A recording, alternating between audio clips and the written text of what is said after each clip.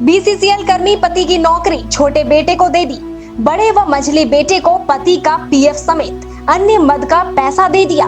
गांव में पुश्तैनी जमीन थी, उसे भी बेचकर पैसे तीनों बेटों में बराबर बांट दिए।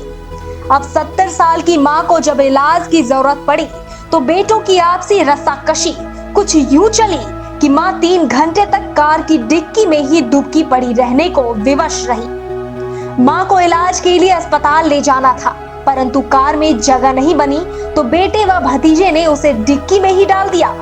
बाद में झरिया पुलिस को इसकी सूचना मिली तो हरकत में आई, बेटों को फटकारा, ममता की भी दुहाई दी। इसके बाद मां को डिक्की से निकालकर कार की पिछली सीट पर लिटाकर अस्पताल भेजा गया। गांव की जमीन भी बेचकर पैसे तीनों बेटों में बांट दिए। बस्ता कोला इंडस्ट्री कोलियरी निवासी बीसीसीएल कर्मी स्वर्गीय गणेश मिस्त्री के 3 पुत्र हैं। गणेश ने 1995 में अनफिट होकर नौकरी अपने छोटे पुत्र सुरेश को दे दी। 1999 में उनकी मृत्यु के बाद बड़े पुत्र महेश और मझले पुत्र नरेश ने पिता के पीएफ सहित अन्य पैसे ले लिए।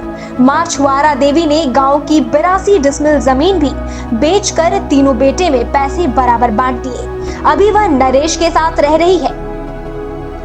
नरेश बोला, सीट में असहज देख मां को डिक्की में सुलाया। छुआरा देवी के मझले बेटे महेश ने बताया कि मां को कार में अच्छा फील नहीं हो रहा था, इसीलिए बेटे संदीप ने डिक्की में जगह बनाकर मां को उसमें लिटा दिया। सिर रखने के लिए तकिया भी तो दी थी। झारखंड टाइम्स के साथ जुड़ने के लिए हमारे Facebook page Jharkhand times top live को लाइक करें। साथ ही साथ हमारे ऐप झारखंड टाइम्स को गूगल प्ले स्टोर से इंस्टॉल करना बिल्कुल न भूलें।